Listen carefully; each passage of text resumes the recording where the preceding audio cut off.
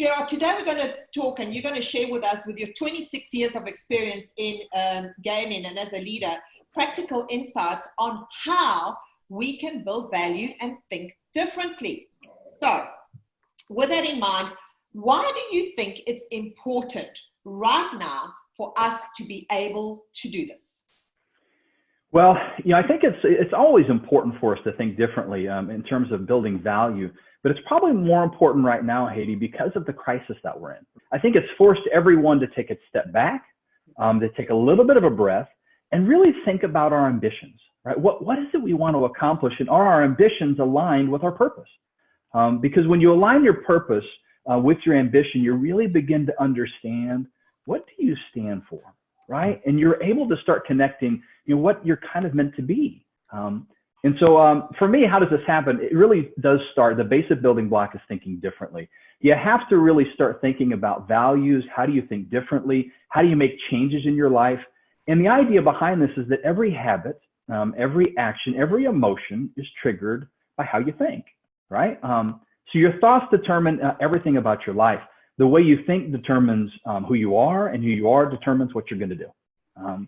So I'm a big believer that when you start to think differently, you start to change your habits, you start to change your future. And the more, again, that you can do that, the better off you are. And, if you do interviews or you start talking or thinking about people that are leaders in our industry, such as the casino world, hospitality, or any industry, you really see that it's those people that think differently that are kind of at the top of their game, right? It seems like they're innovators. They're always trying to come up with new ideas and how to see things differently. So, as I was thinking about this the other day, Haiti, I had read an article that kind of popped into mind, really specific here from Mississippi, Louisiana, but it was an article about a business owner that really went through that whole thing, right? It really destroyed his business. And I want to get it right here. He said, from crisis comes opportunity. Through failure, he gained resilience and learned that a strong vision sees no barriers, right? It was the way he thought, right? It's the way he thought that actually led him to success. He tells a story that when his business collapsed, it forced him to think differently. It forced him to align his overall ambitions with his purpose. It forced him to really understand who he was, what did he want to be. In his own words, he figured out what he was meant to do with his life.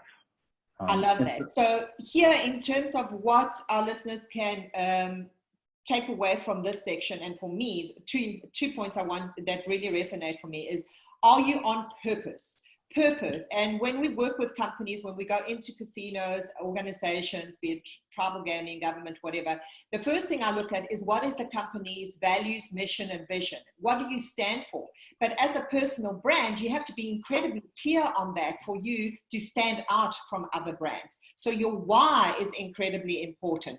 And if you haven't thought about it, or you have had your why, you might need to refresh it with a new perspective today. One of my favorite all-time ever TED Talks, and one of the most watched ones. And if you haven't watched it, I really, really encourage you to. And Nick, if you can put the link on there, is Simon Sinek, The Why. The other one, you spoke about habits, and it's the power of habit. Leaders are readers. This is one of my favorite books to do with habits. The power of habit, why we do what we do in life and business.